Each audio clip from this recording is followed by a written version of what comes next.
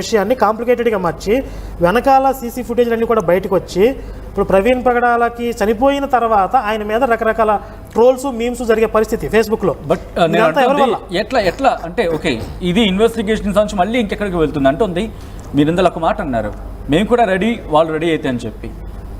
ఎట్లా సొల్యూషన్? ఎందుకంటే ఇది ఒక తాటి మీదకి వచ్చే సందర్భం కాదు అనే సిచ్యువేషన్ గట్టి కనిపిస్తుంది. బట్ తీసుకురాగలిగితేనే కాస్త సొల్యూషన్ ఉంటుంది. ఖచ్చితంగా రావాల్సింది, ఆ రోజు రావాల్సిందే, వస్తుంది, త్వరగా వస్తుంది. అలెగ్జాండర్ గారు చెప్పారు కదండి, చరిత్రలో ఏం జరిగింది, 10 సంవత్సరాల తర్వాత అందరూ ప్రశాంతంగా ఉండేవాళ్ళు అని చెప్పారు.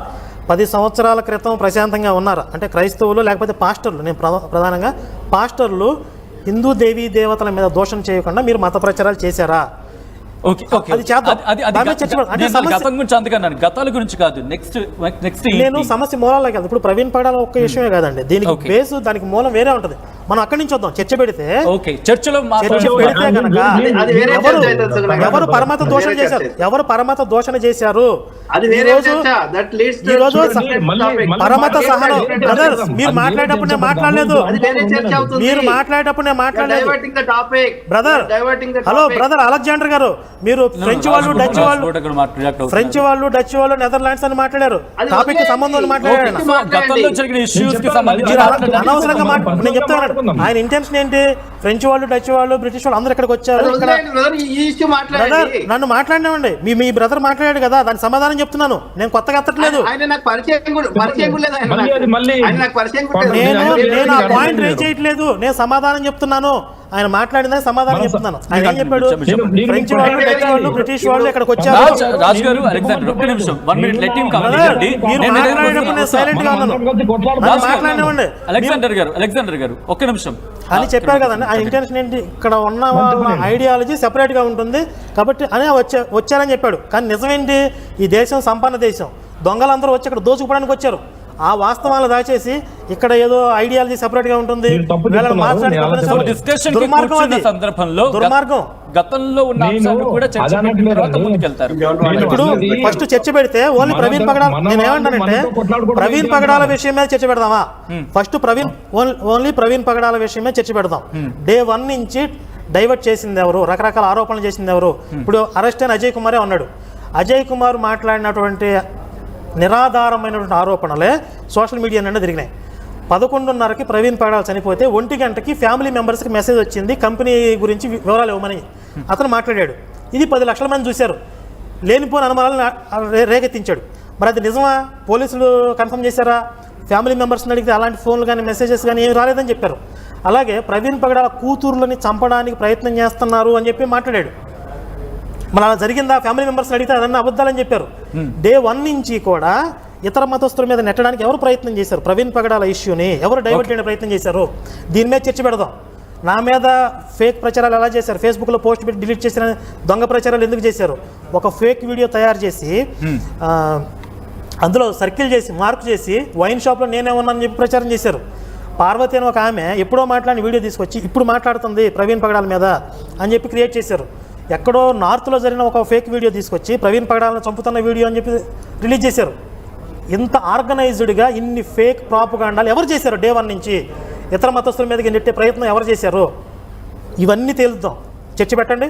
ఓకే, సో ఓకే, మీ మీద వచ్చిన ఇష్యూస్ కావచ్చు. ఓకే, నేను అలెగ్జాండర్ దగ్గరికి వెళ్ళే ప్రయత్నం చేస్తాను. అంతకన్నా ముందు రాజ్ బోడా ఇక్కడ ఆయన చాలా క్వశ్చన్స్ రేస్ చేయడం జరుగుతుంది. డిస్కషన్కి నేను సిద్ధం. గతంలో తన మీద చేసిన వ్యాఖ్యలు కావచ్చు, అంటే గతం అంటే బహుశా ప్రవీణ్ పగడాలకు సంబంధించి కన్ఫైన్ అవుతున్నాను. ఇక్కడ ప్రవీణ్ పగడాల విషయంలో ఏం జరిగింది, ఎటువంటి అపోహలు సృష్టించారు అనే అపోహ అనే అంశాన్ని ప్రస్తావించడం జరుగుతున్నాను. సో ఎలా ముందుకు వెళ్తారు?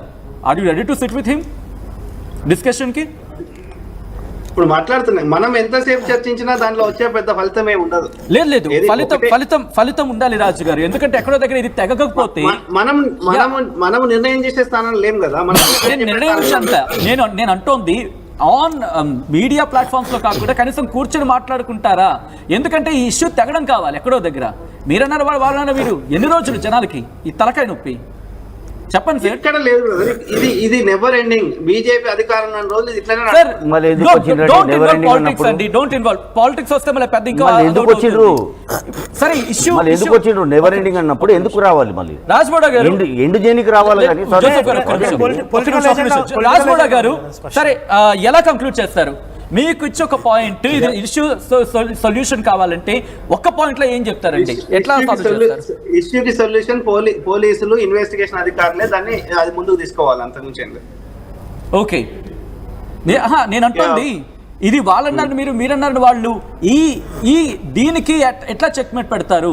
ఎందుకంటే వాళ్ళు ఇదేముండదు. కూర్చొని ఇది మాట్లాడుతున్నారు. ఇది అనునిత్యము ప్రజలు తమకు నచ్చిన అభిప్రాయాలను కంటిన్యూస్ గా చెప్తూనే ఉంటారు.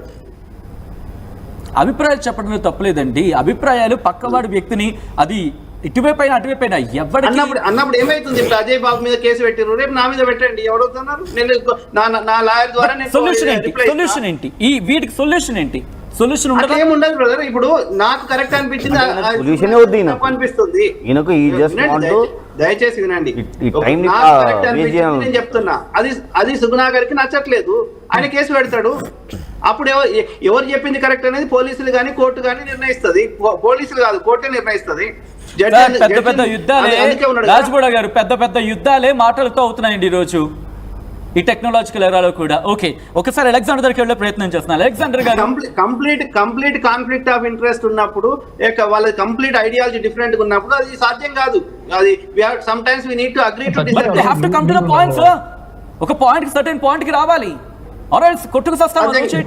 సోషల్ మీడియా ఉంది కదా, ఓన్లీ ఎక్కడ సాధ్యమైందంటే we need to agree to disagree.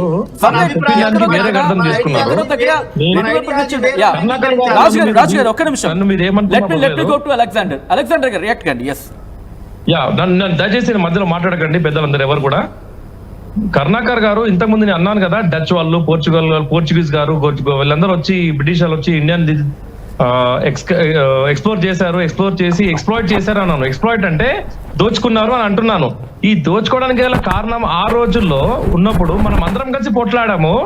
ఇప్పుడెందుకు మనతో మనం కొట్లాడుకుంటున్నాం అన్నాను. అంతేగాని నేను అక్కడ ఐకమత్యం లేకపోవడం అని అనలేదు. అక్కడ ఐకమత్యం ఉండేది ఆ రోజుల్లో. మన అందరిలో ఐకమత్యం ఉంది, మనం కొట్లాడాం. ఇప్పుడు ఐకమత్యం ఏమైంది అంటున్నాను నేను. మనలో మనం కొట్లాడుకోవడం ఏంటి అంటున్నాను. అంతేగాని ఎవరి ధర్మం వాళ్ళదండి. అలెగ్జాండర్ గారు, నేను అదే పాయింట్ వస్తున్నా. ఈ కొట్లాటకు పాయింట్ ఎక్కడ? ఎందుకంటే కూర్చుందా ఉంటున్నారు డిబేట్ కి, బట్ ఏ పాయింట్ మీద మాట్లాడదామంటే దానికి పెద్ద విషయం కాదండి. ఒకరికొక నేను ఆల్రెడీ లలిత్ కుమార్ గారితో మాట్లాడి ఇదే విషయం చెప్పాను. అమర ప్రసాద్ గారితో కొన్ని సంవత్సరాల క్రితం ఇదే చెప్పాను. ఎవరు మారట్లేదు. కాబట్టి ఇప్పుడు వాళ్ళు చూసి ఇప్పుడు ఇక్కడ దాకా వచ్చింది. అప్పుడే నా మాట వినుంటే అయిపోయేది. ఎవరు కూడా వేరే మతాలను దూషించకుండా ఇటు క్రైస్తవులు దూషించినా మేము ఖండిస్తాము.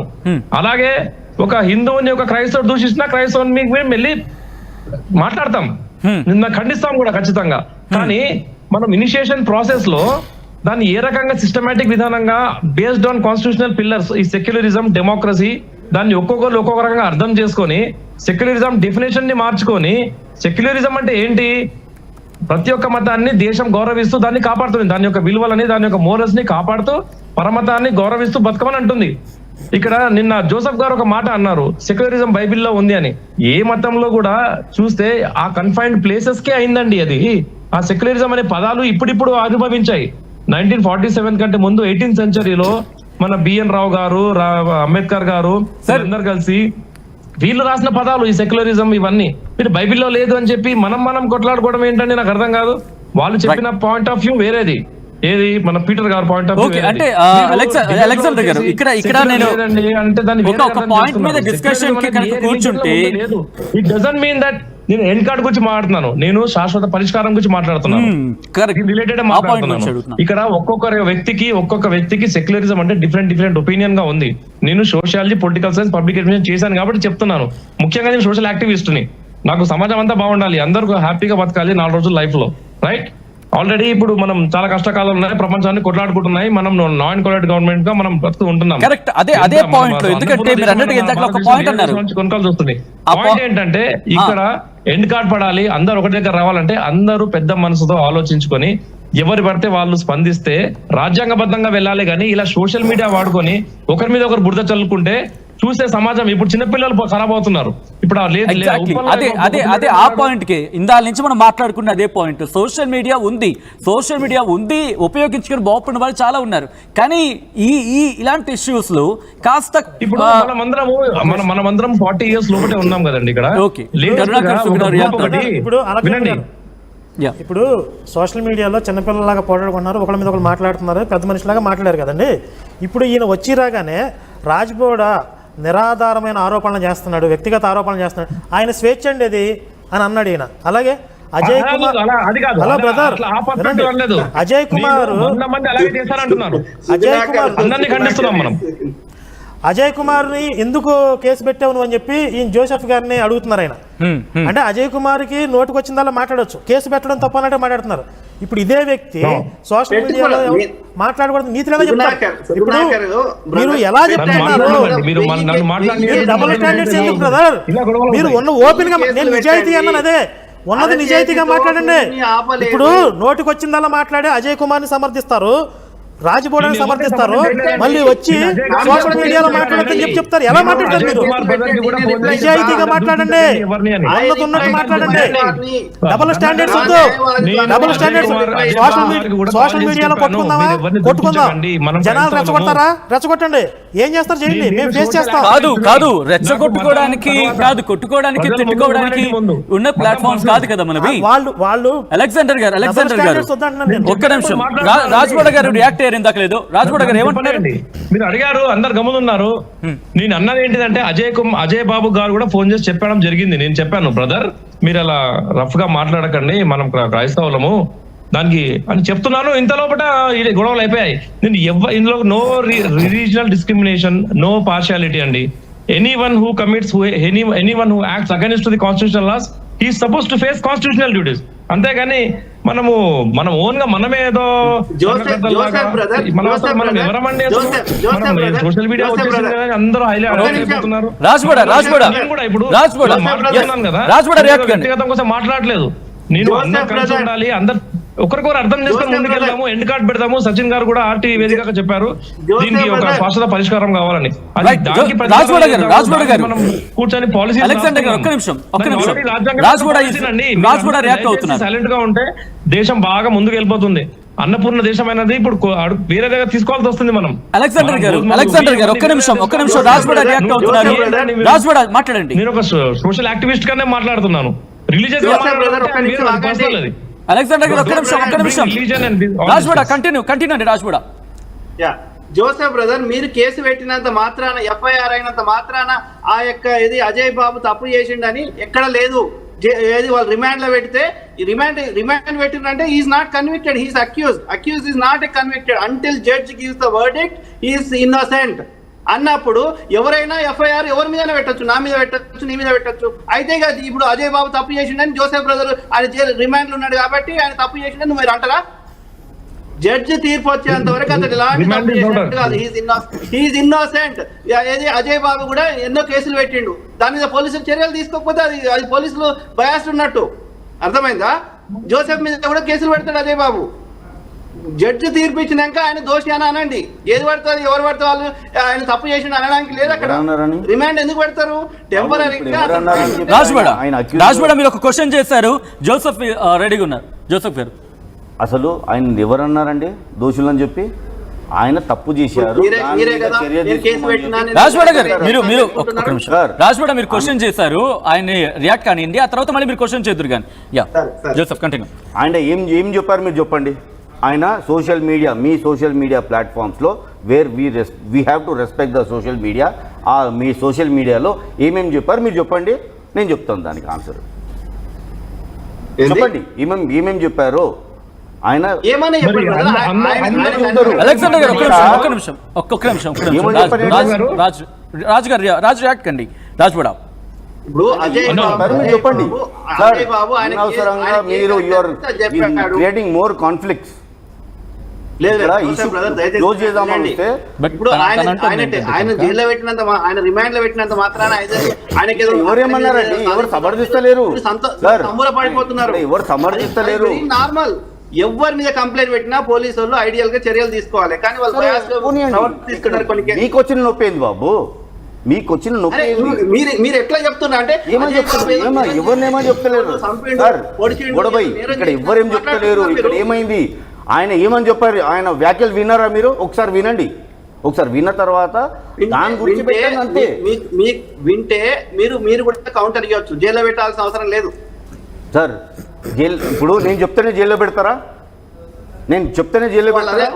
వాళ్ళు ఎఫ్ఐఆర్ అనేది చిన్న మాటనా సార్? అది కంప్లైంట్ లోపల పెట్టినామంటారు కదా. ఇప్పుడు నేను చెప్తేనే వాళ్ళు జైలు చేస్తారా? కాదు, వాళ్ళ పనులు వాళ్ళు చేస్తారు. ఇక్కడ వాళ్ళ పనులు వాళ్ళు చేస్తారు. ఒక విషయం ఇప్పుడు రవీందర్ రెడ్డి కొంచెం సైలెంట్గానే మాట్లాడతా.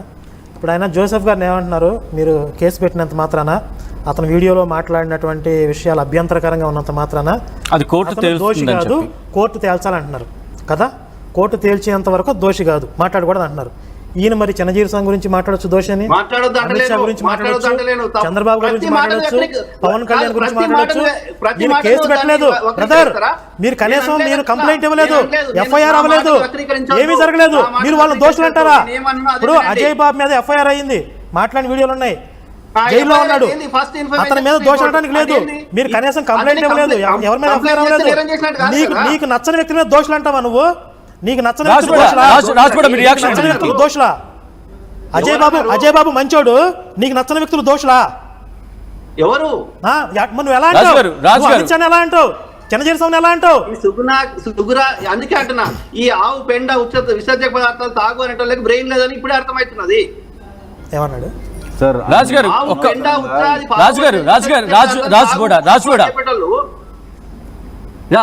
మాట వినిపిస్తుందండి? ఆయన ఏమంటారు?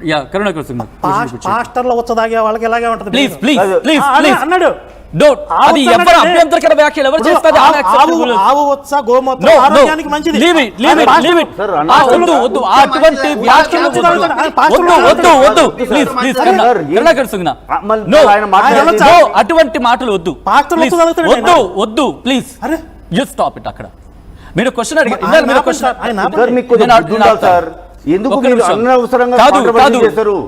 రాజు గారు అది మీరు చేసినా ఆయన చేసినా ఇద్దరిది తప్పే.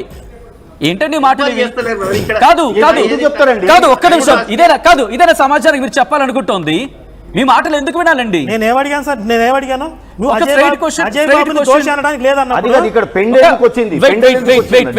కరుణాకర్ సుగుణ రాజు గారు ఇక్కడ స్ట్రైట్ క్వశ్చన్ ఒక్కటే వచ్చింది. ఆయన ఏమడిగారు మీకు? మీరు అజయ్ బాబు దోషి కాదు, కానీ ఇక్కడ మిగతా వాళ్ళ పేర్లు తీసుకొస్తున్నారు, చిన్నజీవి స్వామి పేరు తీసుకొస్తున్నారు, అమిత్ షా పేరు తీసుకొస్తున్నారు, అది కరెక్ట్ అని దానికి సమాధానం చెప్పండి. That will be an healthy discussion. అదొక మంచి ప్రొడక్టివిటీకి వెళ్తుంది.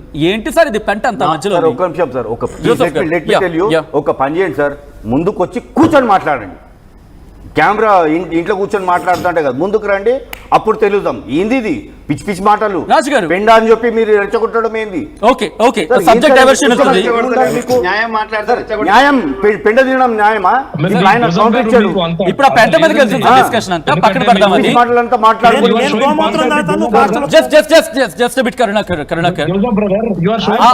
కాదు కాదు, విషయంకి వచ్చే ప్రయత్నం రాజు కూడా ఆ పెంట విషయం పక్కన పెడదాం. ఆ పెంటలోకి డిస్కషన్ తీసుకెళ్ళద్దు, ఆ పెంటను పక్కన పెడదాం. టు ద పాయింట్కి వస్తున్నాను. ఇందాక తన క్వశ్చన్ అడిగారు, దానికి సమాధానం చెప్పింది. That will be healthy discussion, that will leads to healthy discussion.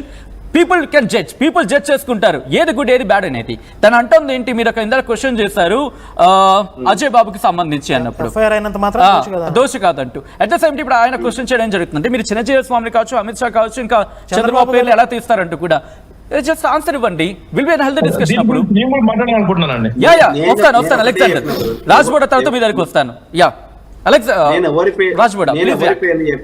నేను ఎవరి పేరు చెప్పినా నాకు వచ్చిన సమాచారం ఇది అని చెప్పిన. దాంట్లో ఎవరికి వచ్చిన నష్టం ఏమైంది? ఎవరికి వచ్చిన నష్టం సార్ ఒక్కసారి మళ్ళీ రిపీట్ చేయండి. అది రాజ్బోడ గారు ఒకసారి మళ్ళీ రిపీట్ చేయండి. నేను డే 1 నుంచి కూడా నాకు ఒక రిలయబుల్ సోర్స్ నుంచి ఇన్ఫర్మేషన్ వచ్చింది అని చెప్పడం వల్ల దానివల్ల ఎవరికి నష్టం జరిగింది? సో అది రిలీజియస్ బిలీఫ్స్ ని హర్ట్ చేస్తుంది అనేది వాళ్ళ మాట. అది ఆయన ఏమంటున్నారంటే కనుక అది అట్లయితే సద్గురు పేరు అందరూ కదా రిలీజియస్ అయితే. నేను చెప్పింది అదే. ఇప్పుడు చిన్నజీవి స్వామి వారు ఒక హిందుత్వంలో ఉన్నటువంటి ఒక సంప్రదాయానికి గురువు. ఆయనకి లక్షలాది మంది శిష్యులు ఉన్నారు.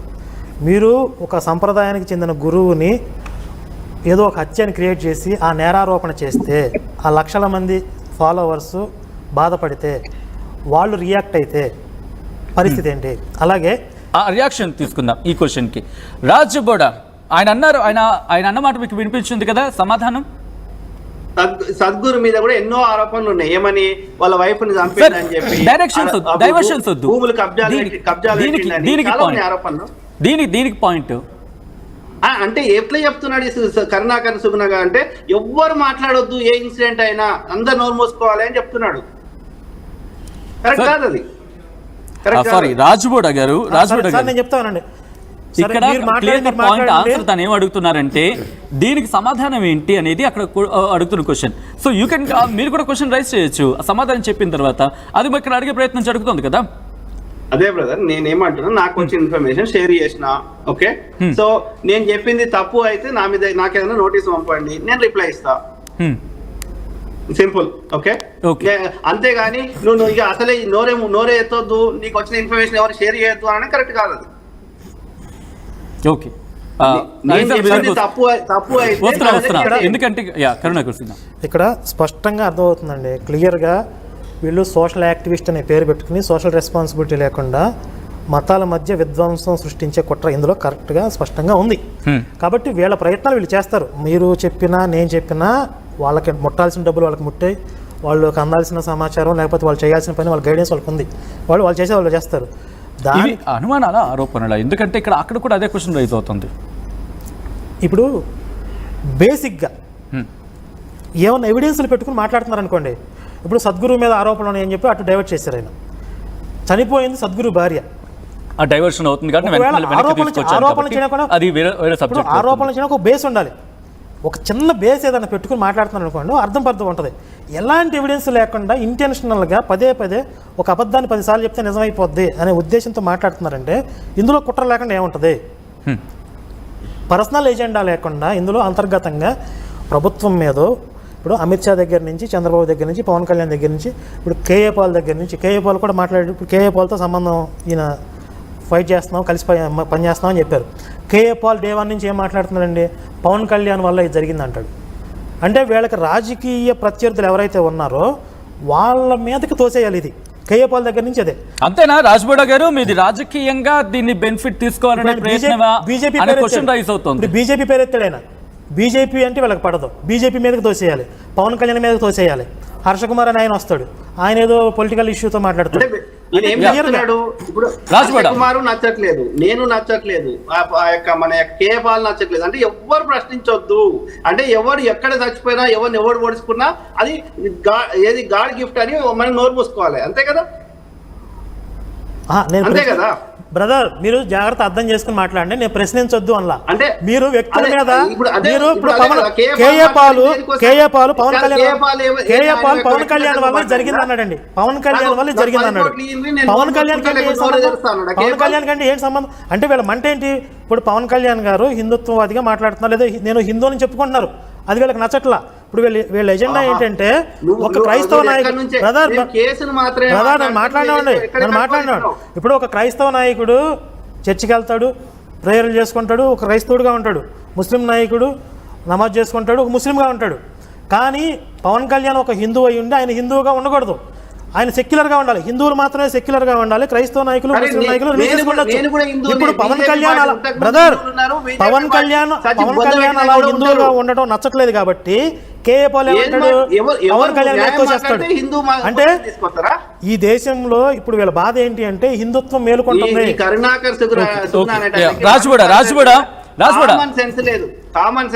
ఒక క్వశ్చన్ వాళ్ళంటోంది ఒకటే, పర్సనల్ కామెంట్స్ చేస్తే మర్యాద ఉండదు బ్రదర్, చెప్తున్నా. కామన్ సెన్స్ ఎవరు లేదు. మీ భార్య దగ్గర రాలేదు అంటే నువ్వు నా వైఫ్ అన్నట్టు నేను నీ వైఫ్ దగ్గర రాలేదు. నీ వైఫ్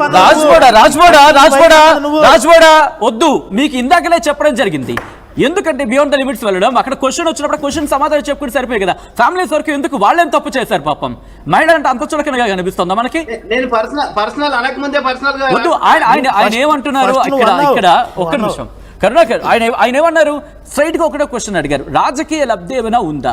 ఎస్ ఉంది, లేదు ఉంటే ఆ అంశానికి సంబంధించి మాట్లాడే ప్రయత్నం చేయండి. రాజకీయ నాయకుని కాదు, మరి బీజేపీ గురించి ఎందుకు మాట్లాడారు?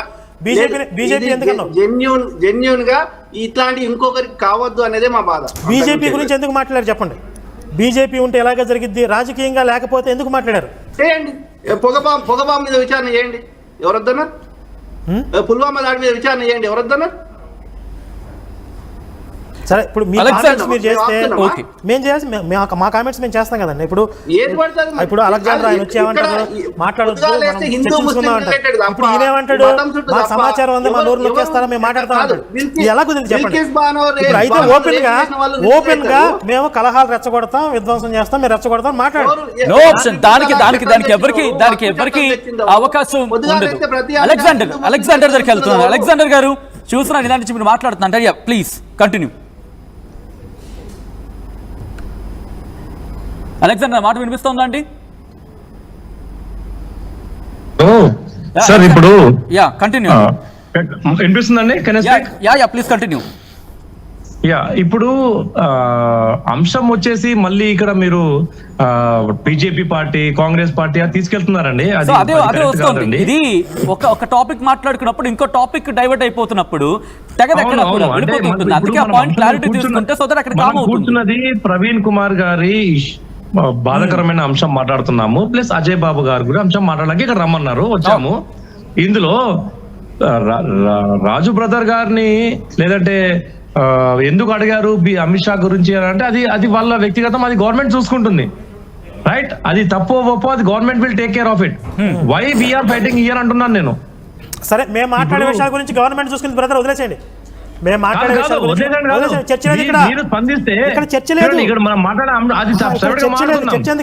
మన చర్చ ఏంటి? ప్రవీణ్ కుమార్ గారి బాధాకరమైన అంశము, అజయ్ బాబు గారి అరెస్ట్, ఈ రెండే అంశాలు. అలెగ్జాండర్ గారు బ్రిటిష్ వాళ్ళ ఎజెండా. అలెగ్జాండర్ గారు ఆ పాయింట్ కి వచ్చినప్పుడే రాజ్బోడా గారు ఇందాక లండన్ జరిగింది, రాజకీయ పార్టీలకు సంబంధించి పేర్లని రాజకీయ పార్టీ పేరు తీసినప్పుడు ఆ క్వశ్చన్ ఎందుకు వచ్చింది అనేది అడిగినప్పుడు వాళ్ళ రియాక్షన్. సో దాని క్లారిటీ ఇవ్వాల్సిన బాధ్యత కూడా ఉంటుంది కదా, ఆరోపణ చేసే వ్యక్తికి బాధ్యత ఉంటుంది కదా. మనము ఒక లా కింద ఉన్నామా లేకుంటే మనమే లాయర్సా? ఇప్పుడు చేసి మీరే అడిగేస్తారా? మీరు చట్టరీత్యా ఏం చేయాలో అది చేసుకోవాలి. మనం మీరు ఎందుకు లాయర్స్ లాగా అయిపోతున్నారు అందరూ, ప్రతి ఒక్కళ్ళు? మనము ఫస్ట్ భారతీయులము, లేకుంటే మూలవాసులము, భారతీయ జమ్ముదీప మూలవాసులమో ఎవరో భారతవర్ష ఖండేనో, మనం భారతీయులమో, మనం ఇండియన్స్ మనం ఫస్ట్. కానీ అది పక్కన పెట్టి వారు అట్లా మాట్లాడారంటే ఓకే, అడిగారు అయిపోయింది కదండి, మళ్ళీ ఊరికి అడగడం ఎందుకు? అలా అంటే ఇండియన్ గవర్నమెంట్ మీద గత ఇండిపెండెన్స్ వచ్చినప్పటి నుంచి ఇండియన్ ఐటీ యాక్ట్ కావచ్చు, ఇన్ఫర్మేషన్ యాక్ట్ కావచ్చు, లేదంటే ఈ సోషల్ మీడియా యాక్ట్ కావచ్చు, అందరినీ లోపలేయాలి. అలా అయితే ఒకరి మీద ఒకరు దుష్ప్రచారం చేస్తే చేస్తుందా గవర్నమెంట్? చేయలేదు కదా.